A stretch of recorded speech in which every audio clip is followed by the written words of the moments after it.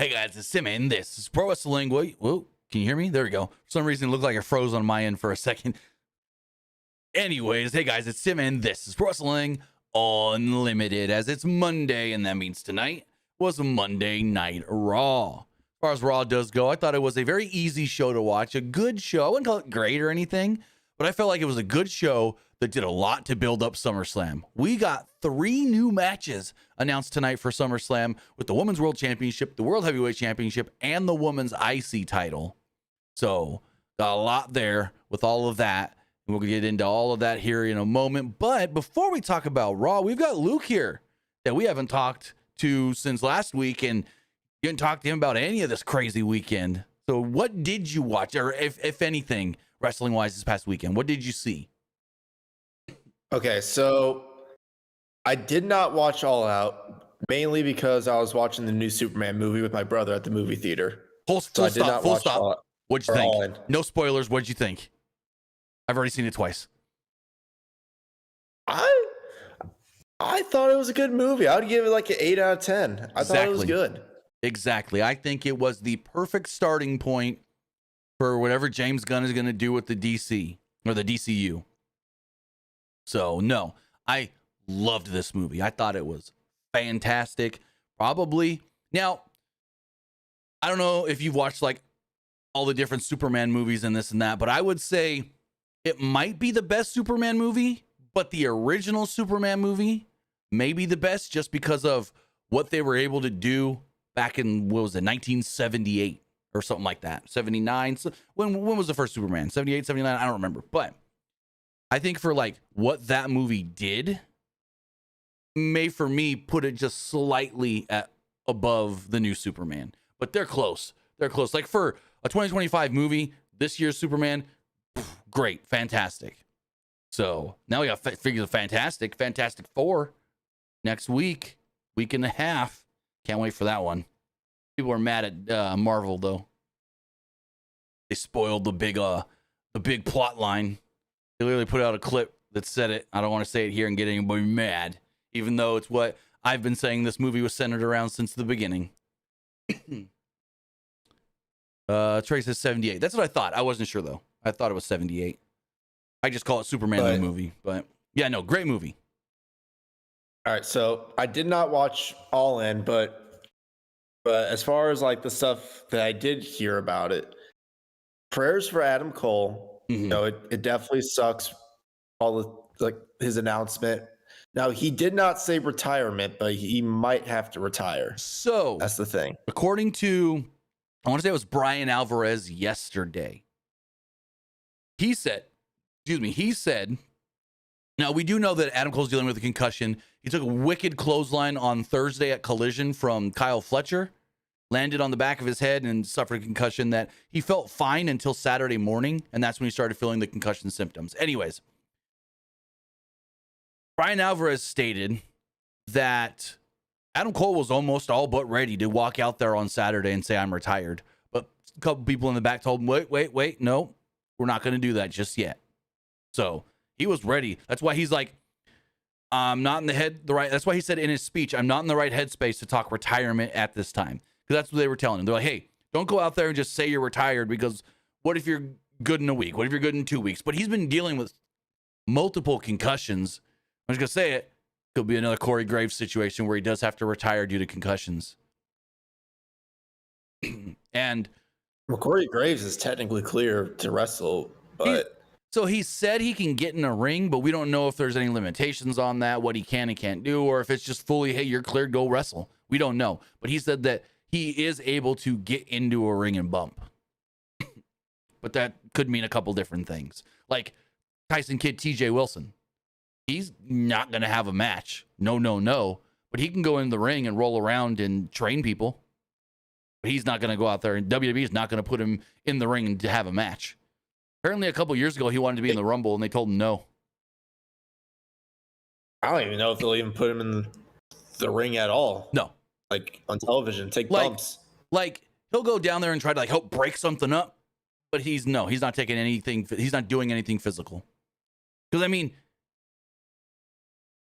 from the injury he had, 95% of people that have the same injury end up, I think it's worse than 95, end up paralyzed.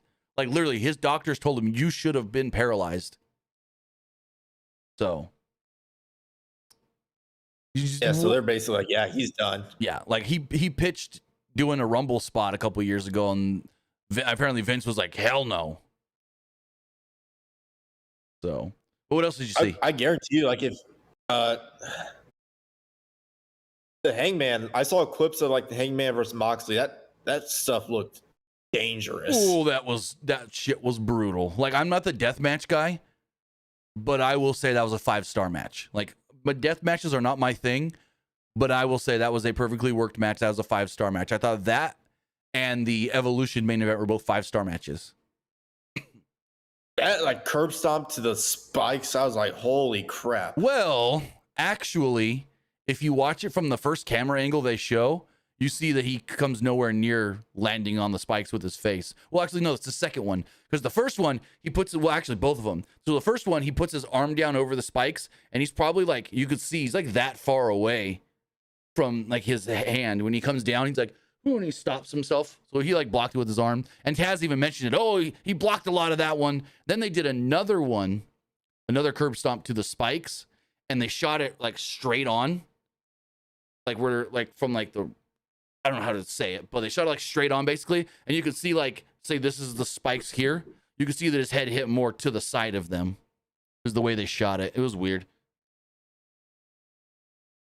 But no, that match was crazy. And the Great American Bash, I did not see that, so I don't really know what happened there. You missed nothing. Like, you missed nothing. I finally watched it today. It was just a good episode of NXT. It was probably the weakest PLE takeover style show they've ever done for the NXT brand. Ever? Literally, the only thing that was good was Ethan Page and Ricky Saints. Everything else, I was just like, eh. Yeah, like I've never seen an NXT show, a big NXT show worse. It felt like just a really good episode of NXT on the CW. And it didn't help that they were in center stage and they literally set it up to where this place looks smaller than the PC, which I'm pretty sure it is.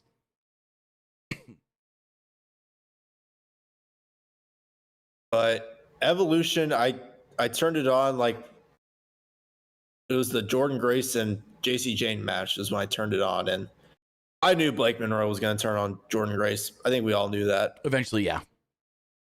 I was not surprised by it at all. I was like, all right, because I kind of knew Jordan Grace wasn't going to win. Mm-hmm. I knew they're going to keep the belts on JC Jane because I feel like Jordan Grace is probably going to be on the main roster soon.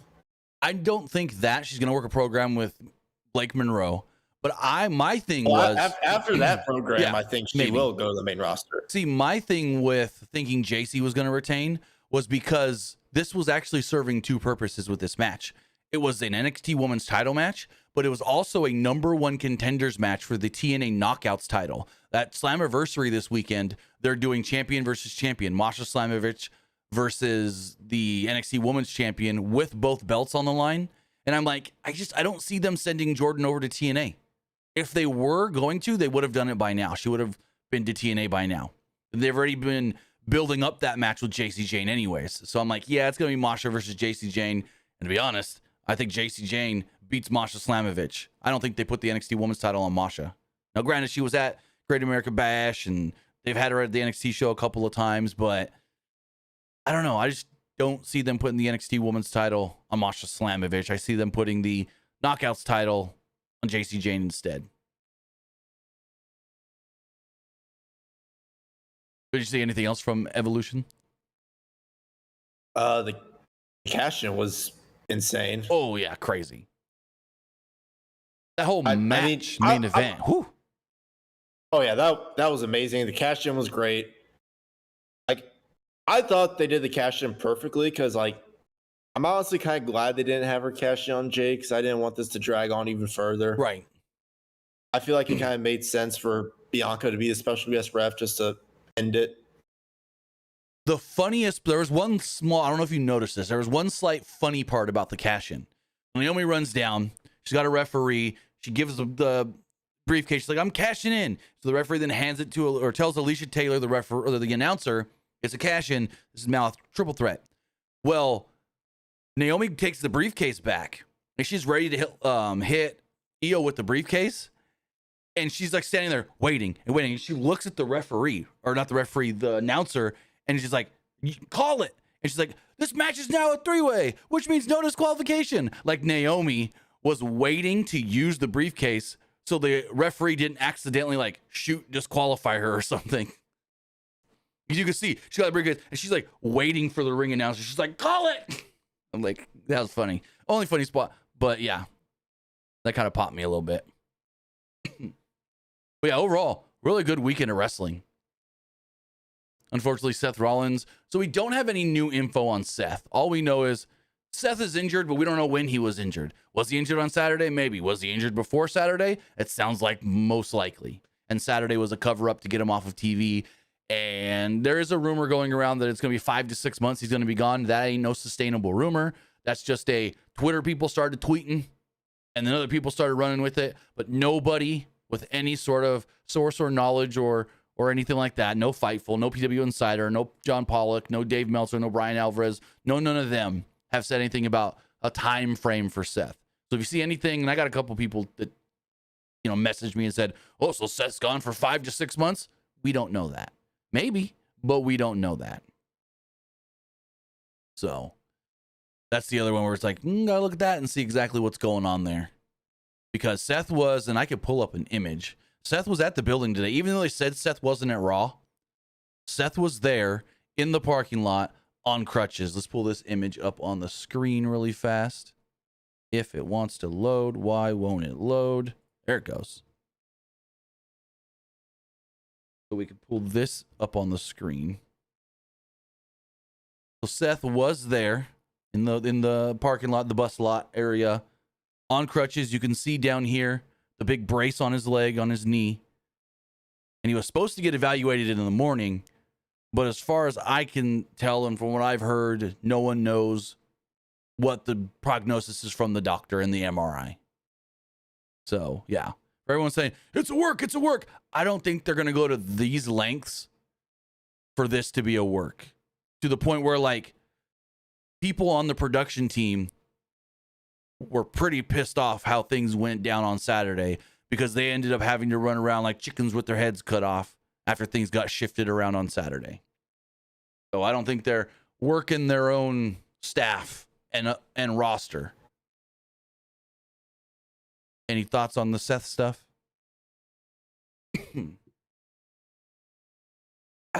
Injuries suck, man.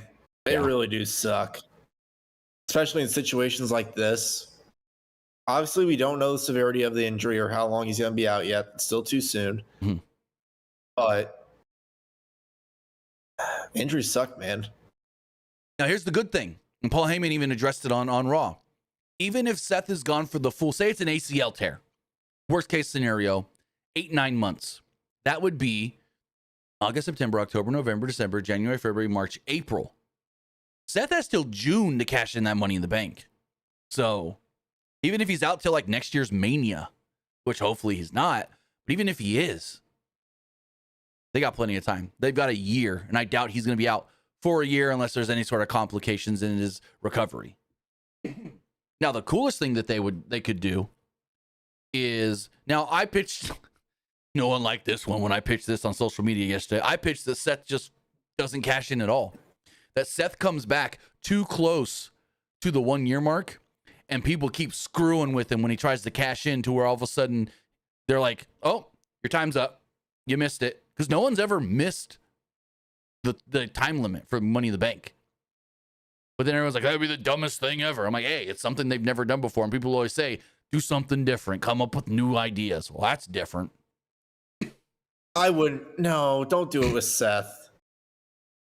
So it would be funnier if they did it with like a Comedy Truth or like an Otis, but like, don't do it with Seth. No, don't do it. So here's the thing though, with Seth has the biggest cash in of all time. The WrestleMania cash in, the main event, the triple threat, this and that. So they can't just do a random cash in with Seth. I think this has got to be a big, huge like big deal thing because they already set that precedence.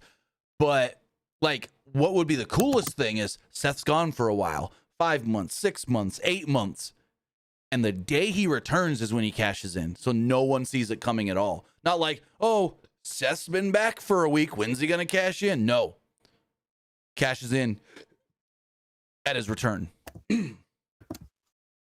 That's how I would do it if he is going to be gone for any significant length of time. Now, what I think would be the best cash in for Seth, and it looks like this may not be able to happen.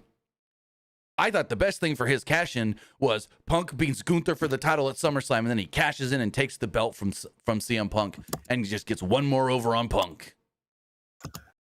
You know, that would be like the ultimate Seth Rollins right now kind of screw you cash in.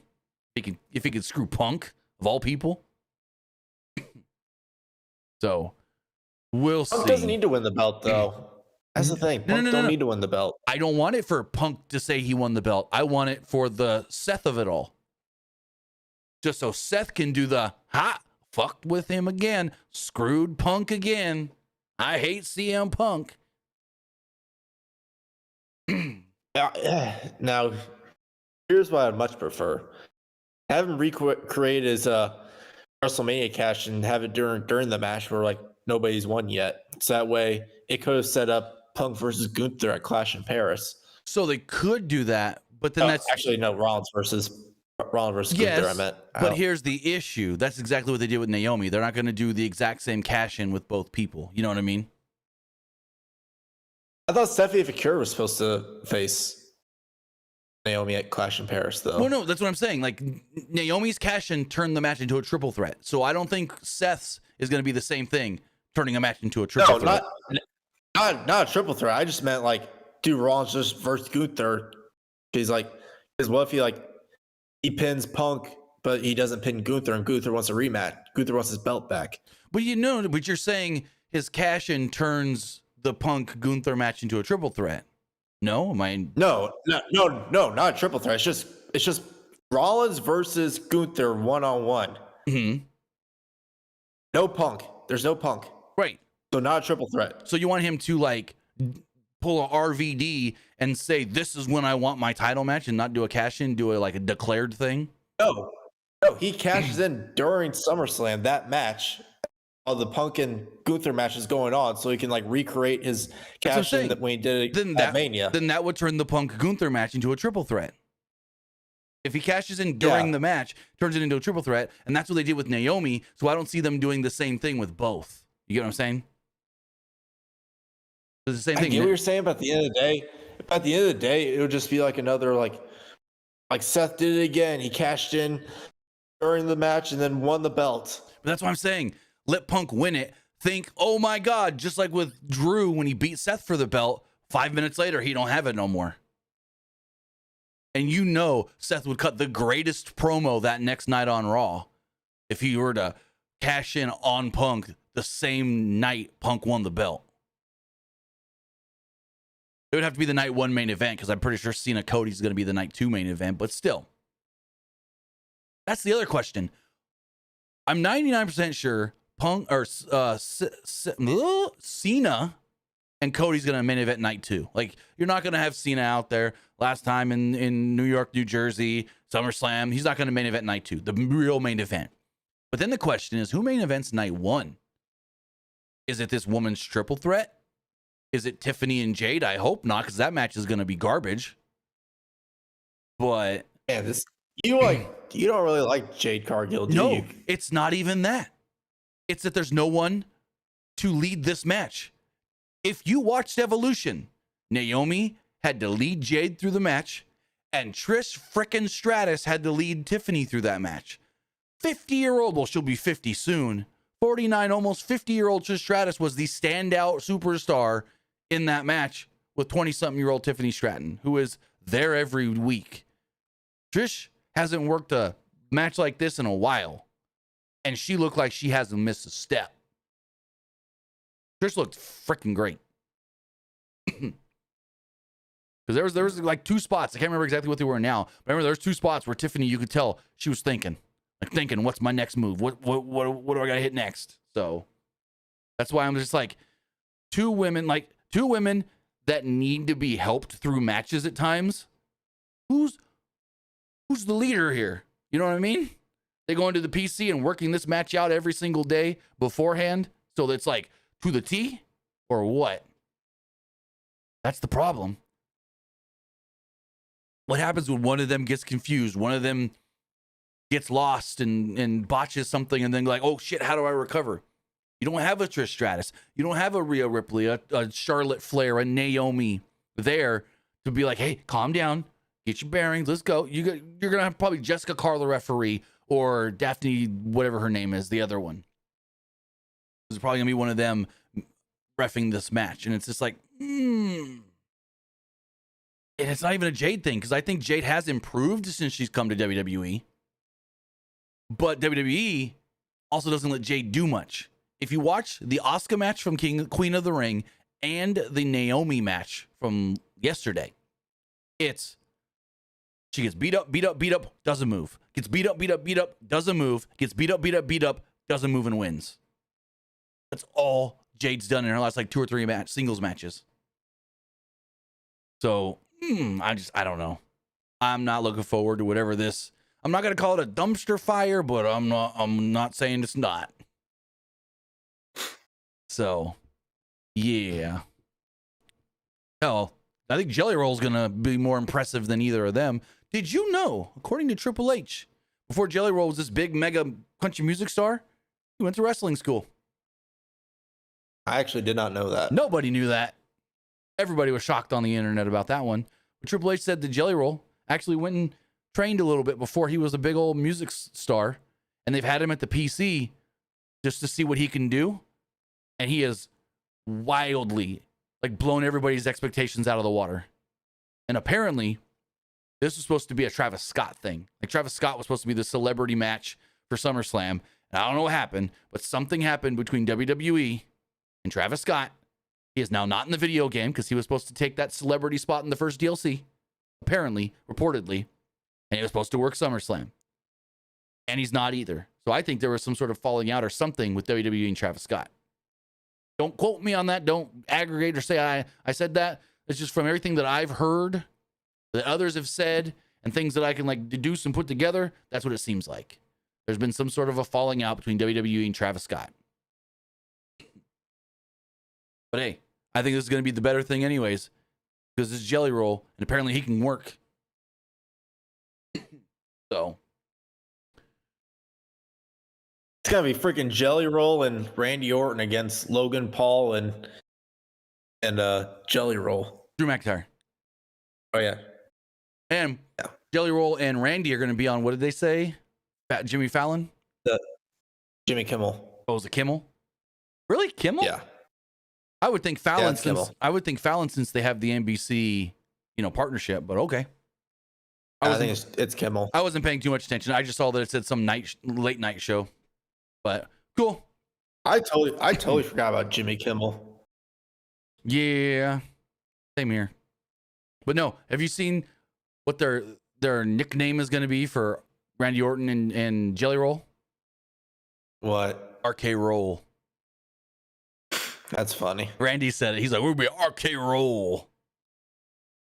And even so, on Saturday night's main event, Jelly Roll took a hell of a Claymore bump. Like he was like kind of like on his hands and knees in the ring. Drew flew in and hit him with a Claymore, and he took a great face bump and played dead. Then they go to the back, and him and Randy are talking. They're getting interviewed, and like his acting here was phenomenal. He's like, Randy, I'm sorry. And Randy's like, hey, I can take care of this. We can do this. And Jelly Roll goes, I'm a man. And I want to stand up for myself, and I want to go whoop his ass. So, yeah. No. Jelly Roll's going to kill this. Going to kill it.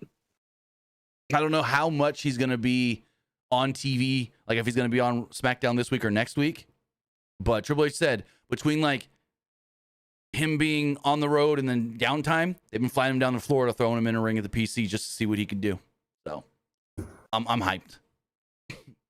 But with all of that, I want to say thank you for joining us here. Twitch.tv/PWU Unlimited, YouTube.com/Pro Wrestling Unlimited, and podcast services all around the globe like Stitcher, Spotify, Google Pod, Apple Pod, Anchor, iHeartRadio, and so much more.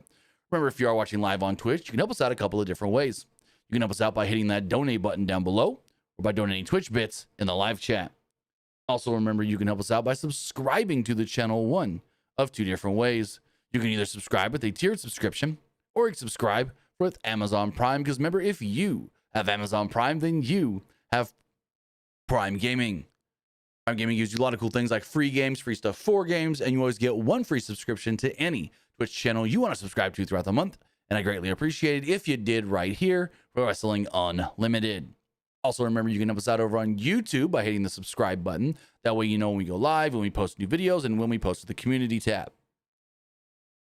Plus, if you want to support us in another way, you can do so by hitting the join button and becoming a channel member. As a channel member, you get a badge next to your name. You get emotes and emojis next that you can use in the live chat and the comment section. Plus, you get access to our graphics packages and our graphics tutorials. Also, you can be just like, we have one here. Uh-oh. It froze on me. Why can't I scroll up in the chat? You could be like... We actually had a few donations, actually. Yeah, now I can't see them because my chat is frozen. I'm going to have to refresh that really fast. Oh, Jack Dawson. There it is. There it goes. Like Jack Dawson, you want to get your comment, question, or concern read live on the air, you can do so by donating a super chat in the live chat. We'll read those in a couple seconds. Also, remember to head over to the Epic Game Store, buy something. Whether you're buying a new game, whether you're buying an old game, whether you're claiming a free game or getting bucks for Rocket League, Fortnite, or Fall Guys, use this code right here, PWUNLIMITED, for all Epic Games and Epic Game Store purchases.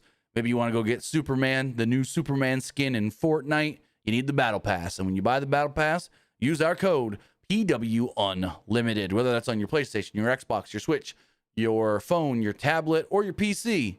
It's asking if you have a creator code, and you do. It's right here. With that, we have a couple bit donations and super chats. Jack Dawson says, keep up the good work. Which PLE did you like more over the weekend, and which one you see dropping their titles at SummerSlam, Cena, Gunther, or Becky? So, what PLE did I like better? PLE pay-per-view, whatever you want to call it. That's a tough one, because it's like, not Great American Bash. No, that was just no. But I actually heard about this. All In broke the record of longest wrestling PLE, beating WrestleMania 35. So, and I have the numbers right here. Let me pull it up really fast. Actually, just get it on my phone. This show was fucking long, and we're not counting the pre-show or the post-show. Poor camera crew, man. Jeez. But here you go. You want these numbers, Luke? So, tell me the numbers, please. WrestleMania 35. I'm getting the numbers right here. According to the Peacock video on demand, you go Peacock, watch WrestleMania 35. This is from the start of the main card to the end of the main card. No post show, no pre-show. WrestleMania 35 was 5 hours and 20 minutes. Now, because you can, and we got the exact number for All In, because you can go find it on YouTube. You can't watch it on YouTube unless you pay for it, but they got the YouTube pay-per-view. So when you go to the video, it tells you how long it's going to be. Just think about this. Just the main show. We're not talking the 2-hour pre-show before. 6 hours and 14 minutes. That's not counting the 2-hour pre-show before that had 3 matches on it. Post-show, it's just the media scrum. They got just the one camera set up on a tripod in the back room. That's fine. But yeah, the main card went 6 hours and 14 minutes according to the video to rewatch. Crazy. Longest wrestling pay-per-view ever. As far as we got Muscle Man over here on Twitch, he says, Private Party expected to sign with WWE once their AEW deals are up. Oh, wait. I forgot the second part of Jack's question. Who's going to drop their title? Cena, Gunther, or Becky? So, Cena? No. Because Cody is, if he is in Street Fighter, literally like a week or two after SummerSlam, Cody's got to go to Australia and film a movie. So I don't see Cena dropping the title to somebody that's going to leave basically like within a week or two. Because that's his storyline of, I'm going to win the title and go away. Gunther, this is a tough one. Because if Seth, we don't know the Seth injury thing. If Seth wasn't injured, I'd say, yes, Gunther drops the title to Punk. Seth cashes in on Punk. But now that Seth may not be able to cash in, I don't know. I'm going to say Gunther retains. Yeah. And then Becky. I'd say Gunther retains. And what if Gunther retains and then what if Jay gets a rematch against Gunther at Clash in Paris?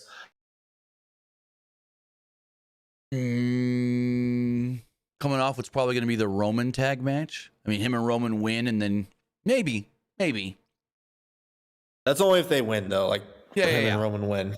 Right. But, I could also see this. If Roman is also taking time off as well for the Street Fighter movie, what if they lose, but they get screwed over by, like, someone who ends up joining Seth's group? Not a bad idea. Like a Ricky Saints or Ethan Page. I saw today, which I wouldn't hate this idea, but I also kind of wouldn't love it because you already have Paul Heyman there as the really good talker kind of deal. It wouldn't fit. But I saw somebody say just throw Karrion Kross in there. If Seth's going to be gone for a while, throw Karrion Kross in there. Like, it would fit, but I don't know about him and Heyman cutting these great promos. Like, I don't know. I don't think Karrion's already good. You don't need a guy who already cuts off great promos to give him a manager, though. And granted, Seth cuts great promos too, but it's different. Seth's promos are different than a Karrion Kross promo. Karrion Kross promos are too similar to the kind of style of promo that Heyman cuts. So that's my thing. But Becky, I can see Becky dropping the title back to Lyra.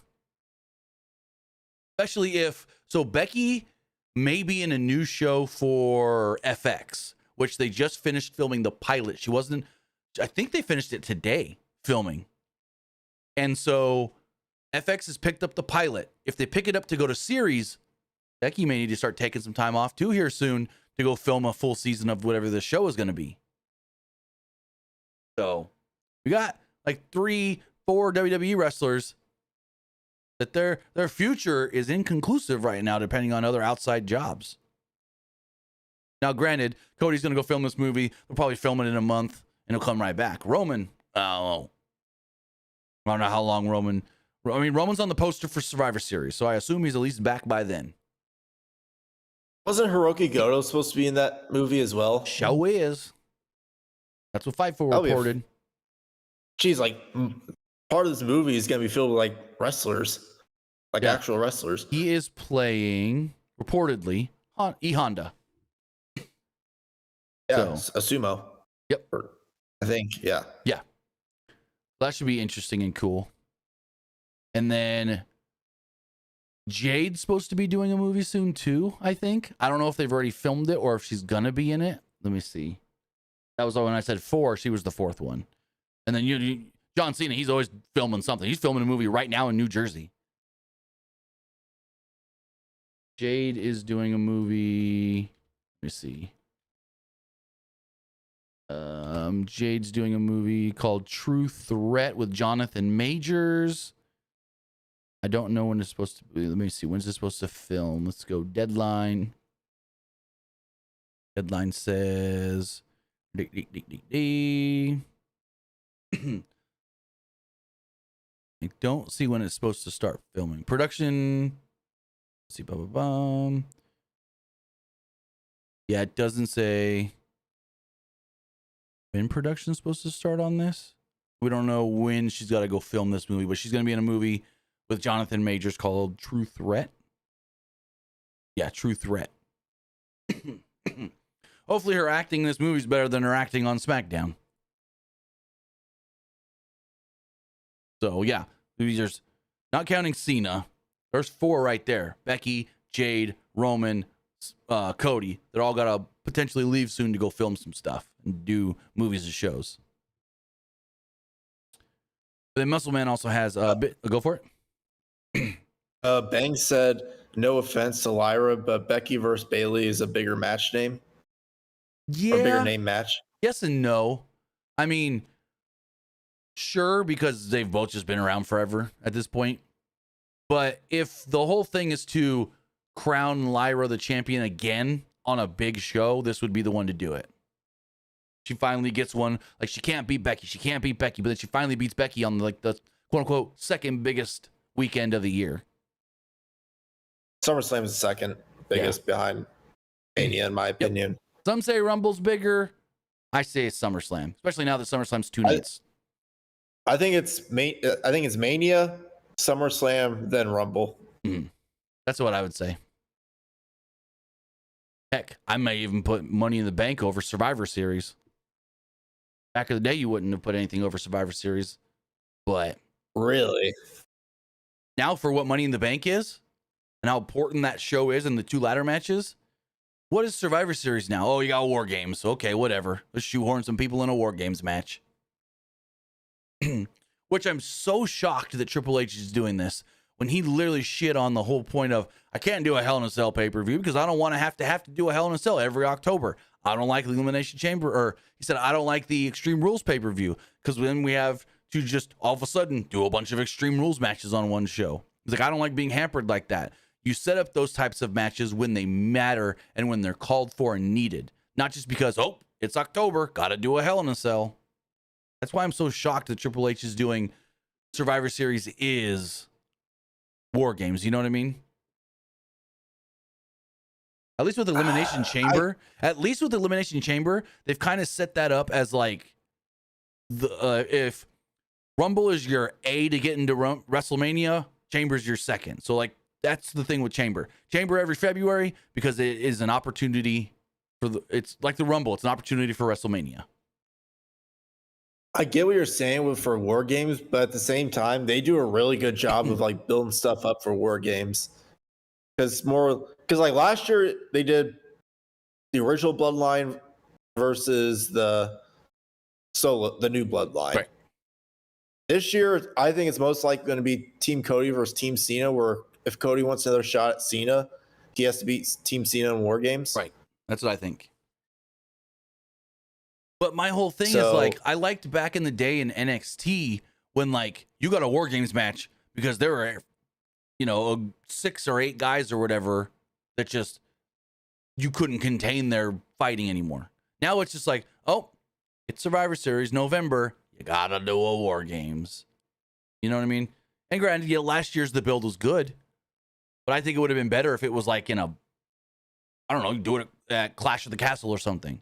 Like just out of nowhere, oh my God, we're getting a War Games. Not, oh, well, who's going to be in War Games, Yeah. But as far as this show does go, we had Michael Cole and Corey Graves on commentary. I don't think you read the donation yet, or that bit donation. Oh, no, we missed Muscle Man. Thank you for that. He says, is Private Party expected to sign with WWE once their AE deals are up? We don't know if they're expected, but WWE is interested. That's all we know on that. He says, what are some other SummerSlam? Oh, go for it. My dad calls it A&E all the time for some reason. I don't know why. Calls what A&E? AEW? Yeah, he's like, how's A&E doing? I'm like, you mean AEW? He's like, oh yeah, that's right, AEW. That's like, funny. Why do you keep calling it A&E all the time? He's like, give me 1 second.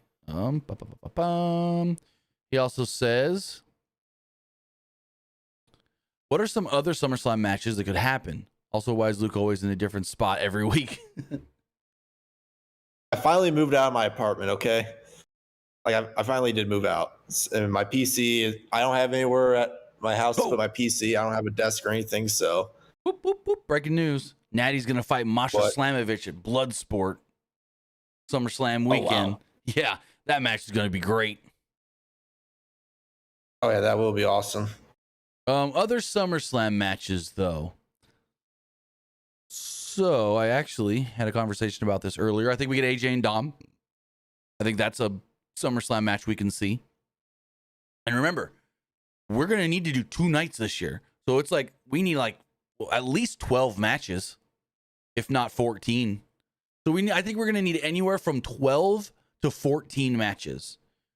So either both night gets 7 or one night gets 6 and 6 or 6 and 7. So it's like right now, how many matches do we have so far? Let me pull that up on WWE's website. SummerSlam.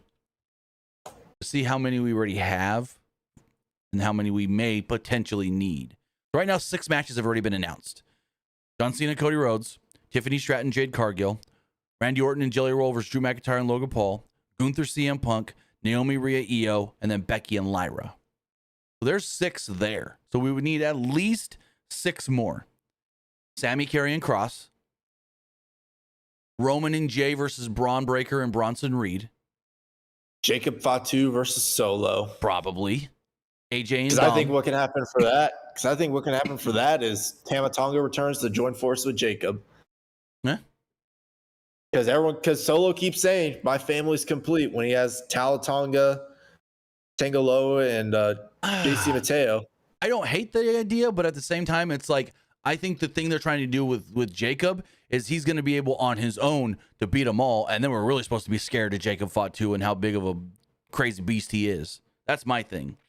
But other matches, so that's 4. Something with Aleister Black and Damian Priest, because they're building that up on SmackDown. Oh, that's got to be a match at SummerSlam. Has to be. And then I think Alexa Bliss and Charlotte challenge for the tag titles. You don't think they just do like them 2 against each other? No. They're a tag team. Like that's a legit tag team right now. And I see Palpatine says, who does Julia face? She probably defends against Zelina Vega on the SmackDown before, because they're going to want some big title match as they've been doing. Probably do like tag titles, Wyatt 6 defend against the Street Profits or DIY or something, and then Zelina and Julia the night before as well. Because if you've been seeing what they've been doing, the SmackDown before the big PLE, they have big title matches on that show. I really wish they would have the SmackDown tag belts be defended at SummerSlam. Like their tag division is so stacked. Yeah. Then they killed it by putting the titles on the Wyatts. I wouldn't say it killed it. I mean, they could do some decent things with the belts.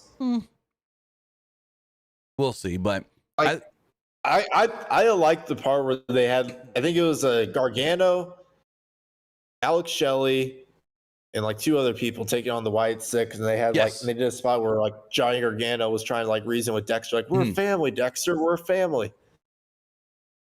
I like that a lot. And then we already know the first kind of match for Clash in Paris on August 31st. It's going to be Stephanie Vaquer challenging. I want to say it's going to be Naomi. They didn't. So here's the thing. With the Royal Rumble, you could challenge any champion. With Money in the Bank, you can cash in on any champion. With King and Queen of the Ring, you could only challenge your brand's world champion. Now, with Stephanie winning the Battle Royal, they didn't say if it's got to be her brand's champion or any champion. But I think it's going to be Stephanie and Naomi, because I don't see Naomi dropping the belt. Maybe, but I don't see Naomi dropping the belt at SummerSlam. Also, wasn't there a vignette of Zelina Vega just actually going insane after she lost the belt? I don't remember, but I know they messed up last night. And when Zelina Vega made her entrance, her little lower third had her listed as the United States champion. But it messed up. Hey, mistakes happen. Elite says, Stephanie in the title picture already, ... Sure, Julia's already a champion, ... So, but speaking of champions, Naomi opened up the show. And came out and cut a hell of a promo. I love this. The crowd's like, you deserve it. You deserve it. And she goes, hell no. Don't be saying that now. Because when I was over there glowing, you couldn't care 2 shits. All of a sudden now, I'm the champion, and you want to get behind me? Screw y'all. I'm like, oh my God, this is fucking great. This is great. She said they all thought she would cash in on Tiffany. No, everyone thought Jade was going to beat Tiffany. You were cashing on her. Regardless, she said, no one knew what I was going to do, and no one still knows what I'm going to do. I got the belt, and I can do whatever I want. The crowd's cheering for Naomi. Naomi said, I'm glad to be here on Raw and away from all the goddamn foolishness going on SmackDown. This promo was so good. She then said, Bianca, I just want to let you know, I didn't betray you. I outgrew you. She said Bianca and Jade didn't really want her to succeed. She was nothing more than their flunky. And when it was convenient for them, they were done with her. She started to kind of get some what chance here. And then she says, but who's got the upper hand now, bitches? She then said, yeah, Jade may have beat me at Evolution, but who made history? Who's got the belt? Because now I'm here on Raw. And she said, she advised the, quote, raggedy ass women in the back to proceed with caution. And that's when Rhea came out. I lost it when she said, oh, you raggedy ass women backstage, proceed with caution. Rhea interrupted. Big pop for Rhea. Ripley informed me. Also, hold on. I'm going to say it right now. I don't care what anybody thinks. Saw it all weekend and people were messaging me. AEW outsold all 3 WWE shows ticket-wise. Well, tonight they had 10,000 people at Raw. Wednesday for Dynamite, they're not even going to have 1,200. Just saying. Anyways, Rhea got a huge pop tonight. Rhea informed Naomi that I don't proceed with caution because I'm reckless. I'm relentless and I'm pissed off. She said, going into Evolution, I had 2 goals. Finally, beat Io Sky and leave with the belt. And because of you, there's still goals that I haven't completed. And you weren't on that list. Io then comes out next.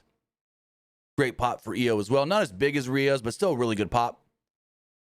She told Ripley, with respect, get in line because I'm taking my title back. Naomi then looks at Io, and like Io says a couple other things. Naomi looks at Io and goes, well, I don't know what you said, but both y'all can get in the back of the line. Naomi then said they're both entitled and said neither of them deserve a shot. And that's when Adam Pearce came out. Adam Pearce makes his way out to the ring. This man is so good. Just, this guy is one of, if not the best authority figure they've ever had, if I'm going to be completely honest. Like, better than John Laurinaitis. I'd even say, even though everyone loves Teddy Long as the SmackDown GM, I think Adam Pearce is better than Teddy Long. Better than, maybe better than when Stephanie was. I don't know if he's better than Eric Bischoff as Raw GM, but he's up there as one of like the best GM authority figures they've had. Nick Aldis is right up there too. But I think it's because they're both. I think it's because they're both like past, like former big time wrestlers that have been at the top of the companies that they've worked for, so they know what it's like to be the guy in your company. I prefer William Regal as a GM over Adam Pearce personally. I think Regal is the best that they've ever had, but yeah. Well, Regal was he was amazing at his job. As the NXT general manager, there's no one better. I think he's the best GM I've ever had. I've seen some argue Bischoff, but I think Regal's the best one. And granted, we've never got to see Regal do it on the main roster, but it's never too late. They still could. It could. But I just don't think it's going to be anytime soon. I think they're pretty set on Nick Aldis and Pierce. Oh, I wouldn't change anything. What about Ava Raine? Do you think she's doing a good job as NXT GM? You see her new shirt? Her new shirt says the NXT Final Boss. Like, oh Lord. And it's not Ava Raine anymore. It's just Ava. Literally, they dropped the Raine part. Ava's okay. She ain't great, but I don't think it's because of her. I think that the booking of Ava is sometimes made to be just a dummy. And the decisions that they make her on screen, like nothing against Simone Johnson, but I think the way they book the Ava character sometimes makes her look a little incompetent and stupid as a GM. That's nothing on Simone Johnson playing the Ava character. Palpatine, Stone Cold was never a GM. Stone Cold was a sheriff. There's a difference there, buddy. Stone Cold was a sheriff. I keep forgetting Booker T was SmackDown GM at one point. Fuck, I forgot about that. When? I can't remember that at all. 2012. Oh. I think when John Laurinaitis got fired, Like Vince McMahon was like, all right, we need a new SmackDown general manager, Booker T. Now I know why I don't remember that. That's when I was in Iraq and I was only kind of barely catching bits and pieces of the shows because I was overseas. That's why. Because there was a point like parts of 2011 and 12 that I would like try to watch, but like because literally when it was daytime here, it was nighttime there, and everything was flipped around, and the internet wasn't good to try to get the show later. So if we missed it live on TV, then we just kind of missed it. Yeah, it was a whole thing. And then half of the time, like Raw wouldn't even air there for us till the next day. And so it was a whole thing. Yeah. AJ Lee was a GM and she was all right. She was good in the role for what they wanted her to be. Same with like Kurt Angle when he was SmackDown GM. But we can go on a whole tangent of trying to, like, that can be a whole video series itself, ranking all the WWE GMs. Because you've got Shane, Stephanie, McFoley, Daniel Bryan, Paige, just in the last decade itself.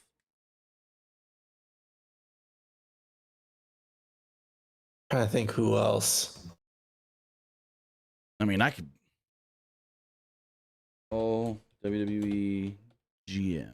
I could just pull up a list of all the general managers in WWE. Remember the anonymous GM? Right. All right. So you got Stone Cold Steve Austin, Theodore Long, Stephanie McMahon, Mick Foley, Kurt Angle. Baron Corbin was the constable, so he kind of was a GM, but he worked under Kurt. Same with Alexa Bliss. They made her the supervisor of the women's division at one point. Drake Maverick was the GM of 205 Live. William Regal was the GM of 205 Live and NXT. Shane McMahon, Daniel Bryan, Paige, Adam Pearce, Sonya Deville, Nick Aldis, Ava, Stevie Turner, who was the Prime Minister of Evolve. And then Triple H has been an authority figure, you know, with the Authority. Linda McMahon at one point had power. Vince, of course, always had power. Even Deborah, she was the lieutenant commissioner to Mick Foley. Shawn Michaels was commissioner. Roddy Piper was an interim president at one point. Then you had Jack Tunney and Gorilla Monsoon. So, yeah. Wait, fuck, I'm an idiot. Regal was the GM of the main roster when he was the commissioner. When fucking Jericho peed in his teacup and he had Tajiri as his assistant. Fuck, how do I forget that? All of a sudden, that just popped into my head all of a sudden. Also, Wikipedia does not have Booker T listed as a general manager authority figure in WWE. Booker T was general manager of SmackDown Live from August 3rd, 2012 to July 19th of 2013 when they gave that position to Vicky Guerrero after she got fired from Raw. Oh, that's another one that's not listed here on the Wikipedia. Vicky. Interesting. Vicky was GM. Yes. She was GM of Raw and SmackDown. Most known for her SmackDown role and all the Edge stuff. Brad Maddox was also Raw GM at one point. Oh, don't get me started on that stupid shit. Then after Brad Maddox was the Authority when they took over. I think your mic switched. Because you just got more echoey and deeper. Like you sound. Did your earbuds cut off or something? I don't think so, no. I don't know. Your audio changed. Like, it's not bad. Like, no, we don't have to worry about it. Just let you know. I don't know what happened. Anyways, Adam Pearce comes out and says, "Hey, Naomi, I want to say congratulations. Well deserved. But at SummerSlam, you have to defend that title. And you're going to defend that title against Io Sky and Rhea Ripley. So it is a triple threat for the title in MetLife Stadium.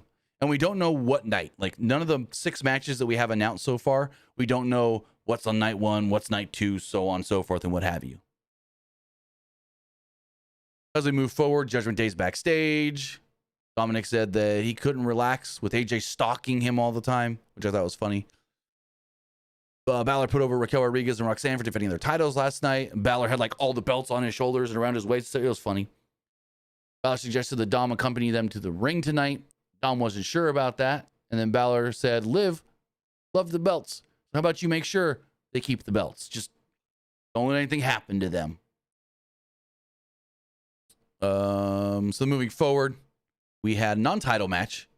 It was the Judgment Day against Kairi Sane and Asuka. Not a bad match. These two teams worked well together. match was more about Dom than the women in the match, though, I felt. Am I wrong on that one? It was more about Dom was doing shit. That's how it came off to me. Yeah. I agree with you on that one. So, Asuka and Sane were all over Perez. Like last night when they were like double teaming her and stuff. Raquel then made the save. A couple moments later, Asuka made the hot tag. And the crowd seemed to be more focused, again, like I said, on Dom than anything. When Dom would do something, the crowd would kind of start to stir. Dom tried to distract the referee at one point by jumping up on the apron, but it didn't really help much. Asuka posted Rodriguez and hit Perez with a missile dropkick and a German suplex. Dom then got up on the apron for a second time, and Asuka knocked him off with the big back fist. Perez then used this distraction to schoolboy Asuka and pin her 1, 2, 3. This will play into later on in the night as well. Again. Wait. Sorry to cut you off, but like I'm still looking at the GMs list. freaking JBL used to be NXT GM back in the day. It was the first, when Paige won the title from AJ Lee and had both belts, JBL was the GM and told her, you either vacate the NXT Women's Championship or you are no longer the Divas Champion. If you want to stay on the main roster as a Divas Champion, you must vacate the NXT Women's title. You can't hold both. JBL was the one that told her that, yeah. Yeah, then after JBL, it was William Regal. Mm-hmm. Dusty Rhodes, he was actually the first ever NXT GM. Was he technically the authority figure, though? I thought he was more just like... He was like the interim GM. Yeah, kind of. When Dusty was the authority figure in TNA, that shit was great. That was some good shit in 2002, 2003 or whatever. Yeah. He was? Early TNA. Dusty was the authority figure before. So it was Dusty was like the early authority figure. And then eventually Jim Cornette became the authority figure. And he had, what's his name? Big guy. Stutter from WWE. Oh, Matt Morgan was his like assistant for a while. When Cornette was the GM and authority figure in TNA. So yeah, no. Like I said, we can go on a tear just looking at different authority figures in Dusty Rhodes was the director of authority. So that's what they called it. They didn't call it a general manager or anything. If you were in charge, you were the director of authority. And he was the director of authority from November 2004 to June 2005.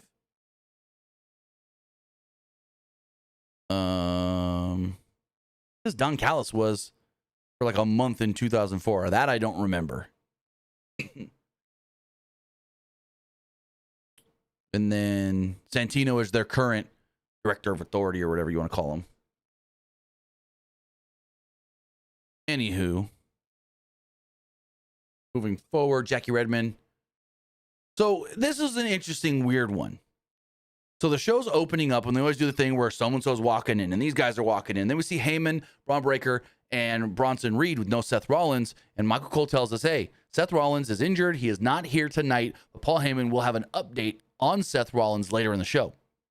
Well, Jackie Redmond says, Paul, we saw what happened with Seth Rollins at Saturday night's main event. Do you have any updates? As Triple H stated last night, he's supposed to get an MRI today. Do we know the results of that? And Paul just goes, nope.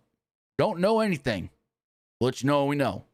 Goddamn, Michael Cole's over here telling us we're going to get an update, and then we get a no update. So, yeah, he just said Braun Breaker's going to go out there and kill everybody and punch his ticket to SummerSlam, which he almost did. Almost did. So, in the back, Jackie also interviews. They go to commercial, come back, whatever. During the commercial, there was a deal with Byron Saxton interviewed LA Knight, but that was just whatever during the break. Then they showed, you see this damn clip with George Kittle and The Miz from over the weekend? No, I didn't. They were at a celebrity golf tournament, and basically George Kittle super kicked them. It's funny. Then a lot of people were like, oh, George Kittle going to have a match at SummerSlam with The Miz? No, he's not. Because when he did that thing at WrestleMania 39 with The Miz and Pat McAfee, 49ers got mad at him. They're like, no, you ain't, you're with us. You ain't doing anything outside to get yourself hurt. Like, I don't know if it's they just didn't want him to do it at all, or they were mad that he didn't inform them or ask permission first. But the 49ers were kind of a little upset with George Kittle when he did that. That's why I don't blame him, honestly. That's why you see him at shows now. Like, that's why, like, for a little bit, you would see him kind of get involved and do little things. But then the WrestleMania 39, when he really got involved, and that's when they were like, nope, put the kibosh on it. And now you just see him there as a fan. Jackie Redmond interviewed Lari Valkyria. This is when they tell us we're getting a 2 out of 3 falls match tonight. And I'm like, what? Why couldn't you announce this ahead of time? This would have been a great thing to know ahead of time. Anyways, winner between her and Bayley will go on to challenge for the women's IC title. SummerSlam, Bayley showed up and was basically just like, hey, I'm going to go challenge Becky. So I'm going to beat you. Get out of my way. Stay out of my way. Whatever. Da-da-da. Kind of weird segment here. Bayley kind of came off as a little bit of a dick, but whatever. Bayley's more like, I need this more than you. Stay out of my way. And I'm like, whoa. Bayley kind of the asshole here. Basically. We did get this 2 out of 3 falls match. It was okay. I mean, these two always work well together, so yeah. I thought it was good. Valkyria got the better of it early on, and she kind of dismissively patted Bayley on the head at one point. Bayley then slapped Valkyria in the face, rolled her up, and got the first pinfall pretty quickly, like a minute and a half in. After a commercial break, Valkyria went hard into the turnbuckle, and Bayley noticed that she might have been hurt. So Bayley kind of hesitated for a moment, and she backed off. Bayley then hit a back suplex on the apron, followed by a spinning back suplex in the ring for a 2. Bayley tried to go for the La Mastrel cradle, but Valkyria caught her, rolled her up, pinned her at like the 9.5, 10-minute mark. It was tied at 1, as basically every pro wrestling 2 out of 3 falls match usually is. Tied at 1. Bayley responds quickly with a running knee and tries to go for the pin, but doesn't get anything there. Valkyria drove Bayley's leg against the post and began working over the leg. At one point, Valkyria suplexed Bayley out of the corner and hit a gut wrench sit-out powerbomb. Cole thought that was her finisher, but it's not the Nightwing. Valkyria then followed this up with a fisherman's suplex on the apron, and they traded cradles, but Bayley couldn't really get much of hers because she was selling the leg.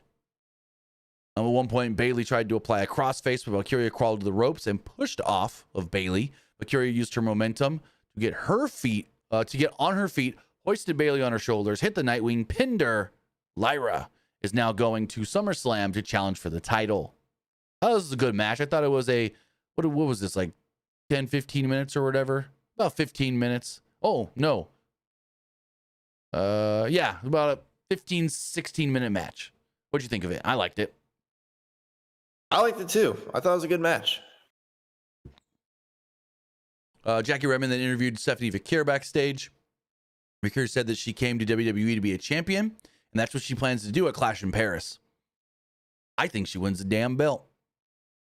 I think she wins the belt because she is becoming one of their, not just most over females, she's one of their most over superstars in general. So I think don't waste any time. Don't accidentally miss your peak. Put that belt on her. Have her. Naomi can get the big triple threat win at SummerSlam, the big win there, but then drop the belt to Stephanie in Paris. That's my prediction. There's a thing here with Chelsea Green and the Hervis, and they were making fun of her or whatever, but yeah. I get what you're saying, but I don't know.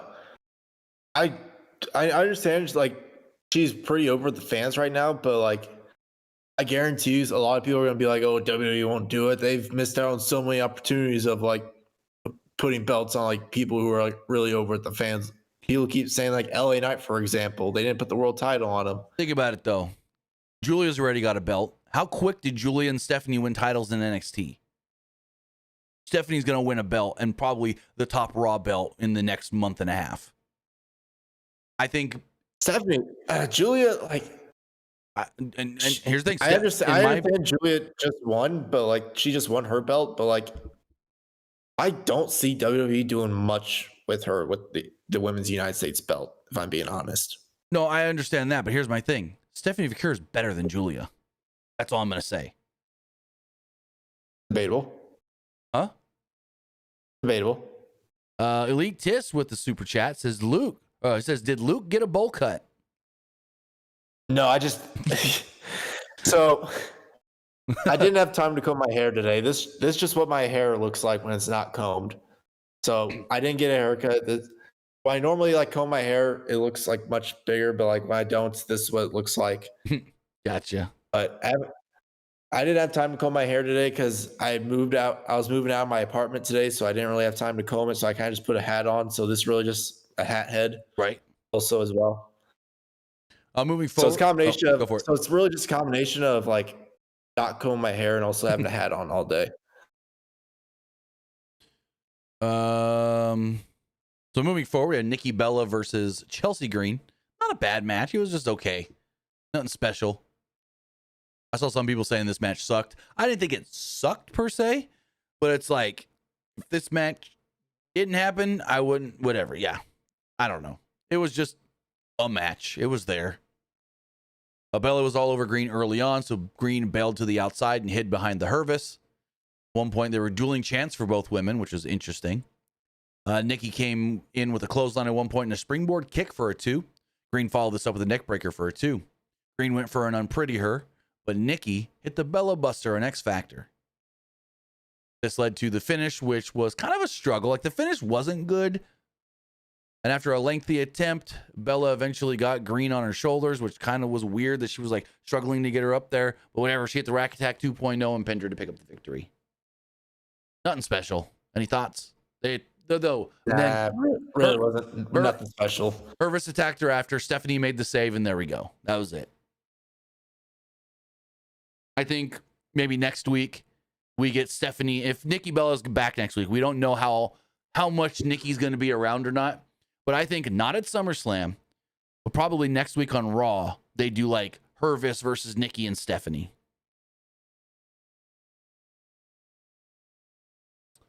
So backstage, New Day were dressed all in black. This is weird. Now they've got Grayson Waller as just their lackey. It's weird. Because Where's Austin Theory? Did they finally break up or? All I know is that he posted him and Dom were at the club over the weekend or something like that. There was a video of them, like some TikTok thing they did about going to the club. I don't know. I don't know what they're doing with Grayson Waller and Austin Theory. We've seen over the last month or two, maybe longer now, where their New Day keep telling them, drop the dead weight of Austin Theory, drop the dead weight. And then tonight, they did this little backstage thing where they had Grayson Waller with them, and they're like, Grayson, give the gift to Adam Pearce or whatever, like he's their young boy or their rookie, their new guy. It's like, it's weird. I don't understand it. But he offered Pearce a wig. I think it was 2 wigs actually on a silver plate. Kofi Kingston figured this gift was enough to get them a rematch for the tag titles. And Adam Pearce goes, excuse me, rematch? You guys? The same guys that said that you shouldn't be giving rematches to people you beat? Nah, we're good. But then he's like, you know what? You're not going to get a rematch, but maybe you get a chance to earn a title shot. So, yeah. He basically told them, if you can win a number 1 contenders match, you can become the number 1 contenders, but you're not just getting a rematch. Then he sees the Judgment Day, Adam Pearce that is, and goes, Dom, let me speak to you really fast. So I saw you out there. I saw you getting involved and doing all that stuff. You feeling better? And Dom's like, doctor's note. I can't have a match. She goes, I know, but that's why next week you are going to get reevaluated. And when they tell me that you're good to go, I'm going to book that match with you and AJ Styles so fast. So AJ was then over in the side going like this. He was praying. He gets his match at SummerSlam. You think AJ beats Dom? No, because they're doing the whole, I don't know. I want him to. So I want AJ to have one more little title run before his in-ring's over with any belt. But they're doing that thing of all the Judgment Day have belts. And I don't think they start the slowly dropping all the titles thing yet. Well, honestly, I think maybe it looks like AJ's going to win, and then Finn gets involved, and JD gets involved, and all that stuff. They help Dom retain the belt. So moving forward, Gunther got in Penta's face as he was walking down to the ring, basically just saying, "Oh, you want to challenge me? You want to win this gauntlet match? Let's see what you got." During the break, this is kind of funny. Byron Saxton interviewed American Made, and he asked them about El Grande Americano, and they're like, "Stop, shut up. No, everyone knows it's Ludwig Kaiser. What are we even talking about here?" And Byron goes, "Oh, everyone does? Oh, okay, then never mind." And then basically Ivan Al was just like, "I'm here to take American Made to the top. First off, I'm going to deal with Stephanie Vaquer. Then we're going to take over the women's division. We're going to take over the tag team division, and we're going to show Chad Gable that we can do what he told us to do." And that was it. That was it. Then we go to the back of Jackie Redmonds with Rusev. She asked Rusev what he planned on doing next after beating Sheamus. Rusev said that people call him a god, but maybe he was a saint, fending off Irish snakes. Now the world knew that he was what he always knew, that he was better than Sheamus. Sheamus then walks in and goes, "Hey, what's up, buddy? I spoke to Pierce. We're going to fight again." And so, yeah. He said, "You're a cheating bastard, and we're fighting again." So, did he say when? I didn't see if they said when this match is taking place. I don't remember. Because if WWE still did pre-show matches, this would be like the perfect SummerSlam pre-show match. Like, get the crowd riled up. A Sheamus Rusev match. Oh, that'd be a great match to, get that crowd going. This one, they then ran down the card for SummerSlam, which we already talked about earlier. Then Gunther came out. Gunther came out and cut a really good promo here. Like, Gunther was great. Gunther entered, and he was in a good mood after retiring Bill Goldberg, which he did and didn't. Because it's like, it wasn't if Goldberg loses, he's retired. It was if Goldberg wins or loses, he's retired. So technically, he didn't retire Goldberg, but whatever. All I'm going to say is fucking Gunther's got to be one of the best wrestlers in the world to get an 18-minute match that was actually pretty damn good out of Goldberg. Goldberg hasn't worked a match this long since 2003. So, yeah. Gunther got actually a good match out of Goldberg that was long. It was like 18 minutes. So Gunther said that the fans weren't very bright because Goldberg obviously wasn't here because they were chanting for Goldberg. Then they get pissed off of him, so they just start going, "You tapped out. You tapped out." And I'm sitting here going, that was like, what, 5 months ago, 4 months ago? Get over it. Gunther said that he fulfilled his promise. He bullied, humiliated, blew up, and choked out Bill Goldberg. He said, "I ended the myth." There was only one question left. Who's next? He knew the answer. It was going to come soon. One of 5 men in this gauntlet match. He said, "And I'm going to go watch my little suite up there. And I'm going to be watching and seeing who comes out victorious." He's like, "And I am going to check this out for my amusement, because then I'm going to know who I can go and beat at SummerSlam."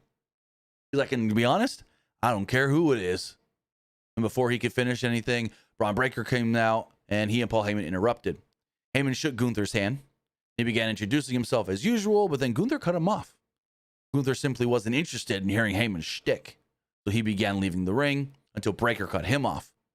Breakker faced off with Gunther for a second, and then Heyman cut his promo.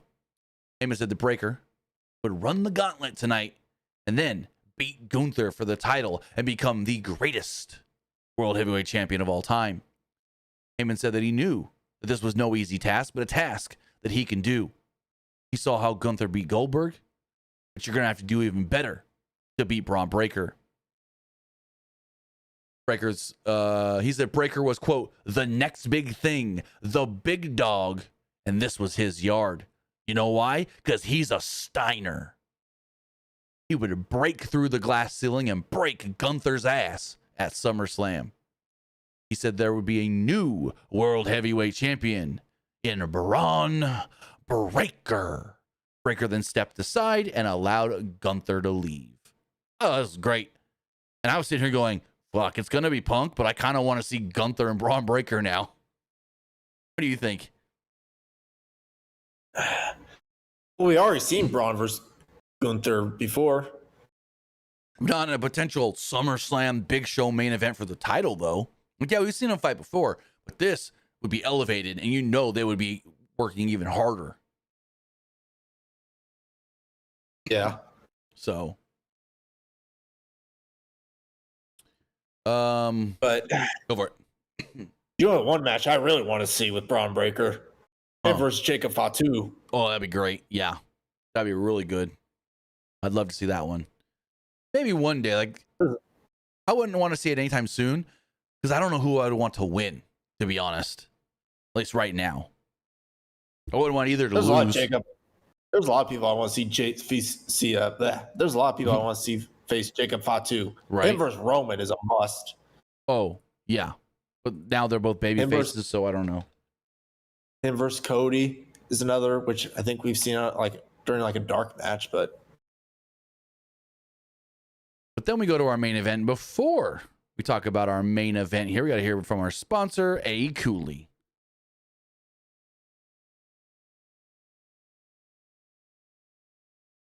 Does the summer heat got you sweating through your shirt before noon? Maybe it's time to chill with an Aewcooly handheld fan. This pocket-sized powerhouse is your secret weapon against scorching temps. Whether catching rays listening to music or just looking to get a great tan, it brings the breeze right when you need it. With 3 speed settings, a rechargeable battery that lasts up to 10 hours, and a whisper-quiet motor, the Aewcooly fan delivers cool comfort without the buzz or bulk. Toss it in your bag, clip it to your desk, or have it right by your side at all times. It's compact, stylish, and oh so convenient. So why melt when you can breeze through summer?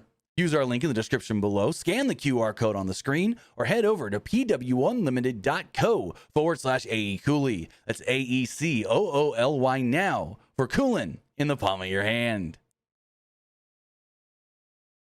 With that, I'm getting the poll really fast. I liked it. It was right. I didn't like it. So if you are watching on Twitch, you can go vote now in the poll. As far as this match does go, or matches, I would say, these matches started off with Bron Breaker and Penta. These two always work well together. Bron had control for a while, even through a commercial break. The crowd seemed to, really want Penta to win, of course, especially when he made his comeback. Penta tried a springboard move, but Bron speared him out of midair and pinned him. 1, 2, 3. Crowd popped. This went just shy of 10 minutes. So, also, I saw someone post on Twitter, Penta has lost 5 matches in a row. His last win was against Chad Gable in May.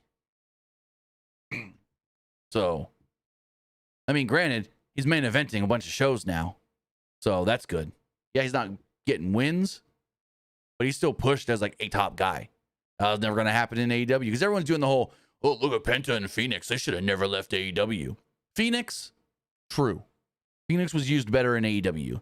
Penta, nope. Penta's top guy on Raw. Eventually, they're going to have Phoenix and Penta joining forces together, probably in a year. I would say at least maybe by the end of the year when they eventually do a goddamn draft. Maybe they draft one. Maybe they draft Phoenix over to Raw, and then they got the Lucha Bros. I feel like SmackDown is just a little difficult right now to push Phoenix as top guy, mainly because SmackDown is already just so stacked, in my opinion. And that's why I'm saying bring Phoenix to Raw to help the Raw tag division. You don't need another great tag team on SmackDown. You already got plenty. So bring them over to Raw because Raw needs another good tag team. Yeah, but I mean, there's no point in having Andrade there instead of SmackDown. Mm-hmm. I mean, him and Andrade have killed it the last couple of weeks as a team, but I don't want that to be the long-term direction. Granted, they're not doing anything with Andrade either, but we'll see. Bron Breaker versus Andrade. Andrade's another person. I'm like, geez, they really haven't done anything with him. Yep, that's a big one. But next up, we had Bron Breaker and LA Knight. Knight was in complete control early on, and they went to another break afterwards. Bron dropped LA Knight over the announce table before he dropped him over the announce table. There was a double clothesline spot. They'll do a double down. Knight then fought back with some jabs, a neck breaker, a DDT, flying elbow, but only got a 2 off of it. Knight then went for the BFT, but Bron pushed him off. Bron then tried a drop kick, and Knight hit a power bomb. Knight then tried to go for the BFT again, but Bron raked the eyes and a lung blower. Bron followed this up with a spear and pinned LA Knight to pick up the victory. Again, another match that went just a little under 10 minutes. Out next, Jey Uso. Bron Breakker versus Jey Uso. Uso immediately wipes out Breakker with a suicide dive. I can't remember if it was before this match or the next one. They're trying to play up how like Bron Breakker's starting to get tired and he's chugging a bottle of water. I think it was before Punk came out, maybe. He was chugging a bottle of water. But Jey hits him with a dive. Then does this was the dumbest part of all this. You're in a goddamn gauntlet match. You got the guy down who's already tired because he already worked 2 matches. But no, Jay's got to run it again. And then do the day one is mine. Like, fuck the entrance. Do the goddamn match and beat the guy while he's tired. No. That's why he lost, because you didn't keep on him when you had him down, dumbass Jey Uso. Jay was in control at one point, but Breakker eventually came back. Bron came back with a Frankensteiner for a 2. Jay responded with a super kick and a spear for a near fall. Jay then went to the top, and Bronson Reed came out and yanked him down. And then Michael Cole goes, oh, yeah, hey, by the way, gauntlet matches are no DQ. What? Whenever gauntlet match has been no DQ. Okay. Whatever. And so Bronson Reed helps Bron Breakker win. Breakker hits a spear. This went about 7 minutes. Out comes CM Punk. And Breakker immediately gets taken down by Punk. Punk is on the attack early. Punk sent Bron out of the ring and finally removed his jacket after we went to a commercial break. Punk then held control during the break. But Bron cut him off at one point and hit an overhead suplex. Bron stood over Punk and mocked the "It's clobbering time" catchphrase. After Bron hit a vertical suplex, it sounded like Punk told him to take it easy. And I'm like, oh, damn. Bron over here just manhandling Punk and Punk not liking it. Bron tried to go for a Frankensteiner, but Punk countered it into a cradle for a near fall. Punk made his usual comeback and fended off some potential Bronson Reed distraction. He had an elbow and got a 2 off of it. Punk then applied the Anaconda Vice. So Reed just attacked. Again, no DQ. What the fuck? Jey Uso comes back out. And they're over here going, oh, Jey Uso's back. He's so beat down and tired. I'm like, he's beat down and tired. Look, Bron Breakker's been out here for over a half an hour. Anyways, Jey makes the save. Bron tries to go for a spear. Punk boots him. GTS pins him 1, 2, 3. Then we get the thing. Punk's on the ropes. He's looking up at Gunther in the rafters. I loved this. I thought with Gunther being up there and like Punk looking up, yelling at him, I'm going to get you. Yeah, I'm going to challenge you for the belt. I thought this came off really good. These are 2 guys that it just feels like a big time main event. Like this could be a WrestleMania main event. CM Punk and Gunther. That's how like just big time this feels. But overall, this match I want to say went 40 minutes or so. What'd you think of it? It was a good match. I thought going into the match, I thought it was going to be Jay winning. I thought Jay was finally going to get his rematch. Oh no, against Gunther. I was always like, it's got to be Punk. It's got to be Punk. I am glad Punk won, and like post match already tells you what they're going to do to Jay at SummerSlam. Well, let's get into that. So yeah, let's please let's get into it. And my notes froze. Let me refresh those really fast. Bop, bop, bop, bop, bop. There we go. So show ends and Reed attacks CM Punk, who was celebrating. Jay tries to make the save, but Bron spears him. Bron Breakker, that is. Bron then speared Punk. They stack up Punk and Jay so Reed can do that double tsunami. But then out comes the OTC 1 to a... We thought Rhea got a big pop earlier. Oh no. Roman got a mega pop. Roman comes down. He hoisted Reed onto his shoulders, hit him with a big old Samoan drop. He gave Bron Breakker a Superman punch and a spear to Reed. Reigns then helps Jay to his feet. Punk put his hand up for Reigns to help him too, likely knowing that Reigns would never actually help him. Anyways, Punk got to his feet and they kind of acknowledged each other, gave each other a look. And I think we're going to get Roman Reigns and Jey Uso versus Bron Breakker and Bronson Reed at SummerSlam. Crowd was chanting OTC. And then they did the Roman Reigns. And I'm like, oh, is it just me, or is this chant, the way they do this, being overused now? It was cool when we get it a couple times a year when they're in the UK or overseas, but now with American crowds doing this all the time, it's getting a little old. What do you think of that? I don't think so. I personally don't think so. The reason why is because I feel like they're taking inspiration from like those UK crowds, because those UK crowds like are like really well in wrestling. Like they really bring a lot of good, like a lot of energy, like in those like in wrestling events. And I think it's just the American crowd taking inspiration from that, because like they know that the UK crowds do really good job of bringing a lot of like high energy in those like wrestling shows. True.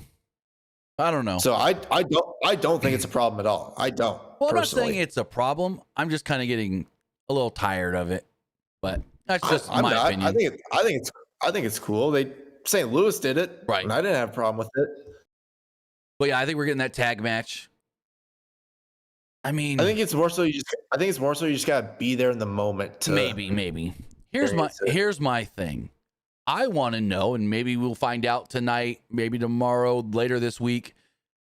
Is it a tag match? A, and B, was this the original Roman plan? Because I felt like they were going to build, and this is just me fantasy booking, I guess you would say. I had no knowledge of it. Roman and Seth was going to be the big Roman match. That's what I thought they were going to build to. But that's the question. Is this a pivot because Seth is hurt? Is this something different? Because now there's a rumor going around. Well, no, never mind. I'm not going to say that because it's unconfirmed, and never mind. But yeah, I think this could have been not the original plan for Roman. That's all I'm going to say. Because it does feel a little random for Roman Reigns. What do you think? I don't know. Like you saying random as like doing this match at SummerSlam? Just this being the match, him and Jay versus Braun Breaker and Bronson Reed. Like, you would think Roman's going to be in one of the top singles matches on SummerSlam, the second biggest show of the year. And now just to potentially be in just a tag match with Jay, nothing against Jay. Well, it just it feels a little lesser for Roman Reigns on a big show. Go for it. Hold on. I don't think this is random at all. Because remember, Roman's last like time on Raw, he got speared through the barricade by Braun Breaker. So it's like he wants his revenge against Braun Breaker. They've also been beating up Jey Uso as well. So it's mainly just them two teaming together just to take out Breaker and Bronson Reed. And I get that, but think about this. What would they have done with Seth Rollins if he wasn't injured? I thought probably a six-man. What? They had Sami Zayn to it? No, Sami Zayn's going to carry across. LA Knight. Maybe. But that's just the thing. I don't know. I thought they were going to build, and that would be in the bigger match, Roman and Seth. Because it's like, we saw the Seth Punk stuff already, and we've done all of that throughout the year, and they haven't done the big singles match yet with Roman and Seth that they've kind of teased already. That's why I'm like, SummerSlam would be the perfect place to do Roman and Seth. And now we're just getting this tag match. So, I don't know. It's going to be a fine match, and it's going to keep Roman safe. He's not going to most likely get hurt before he's got to go film a movie, so kudos to him. I don't even know how much he's going to be in the movie, because his character is not, and we don't know what story they're telling, but not like a main character or anything. Basically, his character is a bad guy who also, I want to say, was the, and correct me if I'm wrong, I don't know all the lore of Street Fighter, but I want to say his character is the one that trained Ken and Ryu. I want to say. Like, his character's a big deal, but not like a main character. Like, goddamn Cody Rhodes is playing. If this movie has the same characters as like the main characters that the 94 movie did, then Cody's going to be like one of the top guys in this movie playing Guile. Because if you remember, back in 94, this character that Cody's playing was played by goddamn Jean-Claude Van Damme, and he was the focal point on the box of the movie and everything, the posters and all. So we'll see. Is Cody going to be the leading guy in this movie, or is it going to be more about Ken and Ryu? Who? I think it's just. I feel like it's gonna be more about Ken and Ryu. I know. I think Ken is played by Noah Centineo. I forget who's playing Ryu. I'm waiting for the new Mortal Kombat movie to come out. Is that coming out like next month or what was that? August? Mortal Kombat? Mortal Kombat 2. When does that movie come out? I thought it comes out soon. Mortal Kombat 2. It is October 24th. Who's playing Johnny Cage? Wasn't Miz trying to play that Johnny Cage? Miz wanted to, but it's the guy from The Boys. I can't remember his actual name, but he's from The Boys. Carl Urban. Carl Urban, that's it. New Zealand actor. Elite Tier says, isn't Cody the guy in prison outfit? No, Cody's guy is like a military dude. The one with the big hair, the flat top that goes up and then out. Which they did not do that hair for Jean-Claude Van Damme, so I don't know if they're going to do that hair for Cody. Yeah, What? I've seen a poster for this. Like, is Uncaged Fury? Is that just one of the Johnny Cage movies? So yeah, that's one of Johnny Cage's movies in the land of Mortal Kombat. Yeah, because I just saw the post. I guess that's a poster that they're going to use in that movie. Yeah, because if you remember, Johnny Cage in the game is a movie star, and so that's he's like a washed up movie star. Exactly. Almost. Yeah, and so that's one of his movies. So they're using that to promote this, and they got some fun advertising. Carl Urban and everything we've seen has looked good. I feel like they're gonna make this Mortal Kombat 2 movie a lot about Johnny Cage. I do too, because it was like, hey, who did we not have in the first one that everybody loves? Oh, Johnny Cage, So I'm just hoping this movie doesn't feel rushed like the first one. The first one just felt really rushed. Yeah, I could see that. I only watched it once. I didn't even. No, I watched it twice. I watched it twice, but didn't finish it the second time. The story just felt a little too rushed. Mm-hmm. Trying to think. I think we're supposed to get a trailer soon too. For Mortal Kombat 2? Yeah. Let me see. Yep. I think. Let me see. What's this say? According to this, the trailer is supposed to drop within the next 2 weeks. So, could be soon. Oh, okay. This makes sense. Drop the trailer over Comic-Con week. That makes sense. That makes a lot of sense. But as far as these polls do go, I'm just waiting for this movie to come out because, like, the one thing I do enjoy, like, who doesn't like just going to a movie theater by yourself just to watch a movie? Oh, I'll be there in a week and a half. Watch the Fantastic Four. I know some people think like going to a movie theater by yourself is weird. It's no different than watching at home by yourself, right? In my opinion. You know what other movie I'm looking forward to later this year is freaking The Running Man with Glenn Powell. That movie looks like it's going to be great. Like I saw the trailer on my computer or whatever the other day. Then when I went and saw Superman and saw the trailer in theaters on the big screen, this movie looks like it's going to be fucking amazing.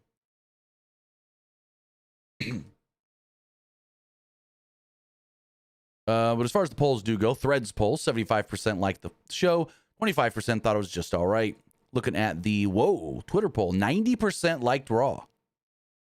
9%, 10% didn't like it. Or no, thought it was just all right. Nobody disliked it. As far as the community poll does go, 87% liked the show, 8% thought it was just all right, and 5% didn't like it. Looking at the live poll, 88% liked the show, 11% thought it was just all right, and 1% didn't like it. And finally, everybody that voted on Twitch liked the show. So with all of that, also, you know what else comes out soon that you can watch at home? Happy Gilmore 2. Netflix. Is it out already? The 25th, I want to say. I want to say July 25th. Happy. You see that Subway commercial for Happy Gilmore? With Shooter McGavin in the cups and stuff? Yeah. Yeah. And they did the ending was like everybody chasing him. Yeah. July 25th. Yep. On Netflix. I've heard from early test screenings that it's just okay. And granted, in early test screenings, sometimes you don't actually get the full movie. Like there might be some stuff left out because it's not done edited. So we'll see. Because I know in Brazil they did an early screening of Fantastic Four, and they told them beforehand, you're only going to see stuff within the first 30 to 40 minutes of the movie, and all these special effects are not completed yet. So, but with all of that, I want to say thank you for joining us here. Twitch.tv/PW Unlimited, YouTube.com/Pro Wrestling Unlimited, and podcast services all around the globe like Stitcher, Spotify, Google Pod, Apple Pod, Anchor, iHeartRadio, and so much more. But Luke, tell them where they can find you. You can find me over at Twitter X at Petke_21. And you can also find me over at Twitch at Young Grasshopper Luke. With that, guys, have a great rest of your night. We'll be back here on Wednesday for AEW Dynamite. Have a good one, and I'll see you next time. See you guys.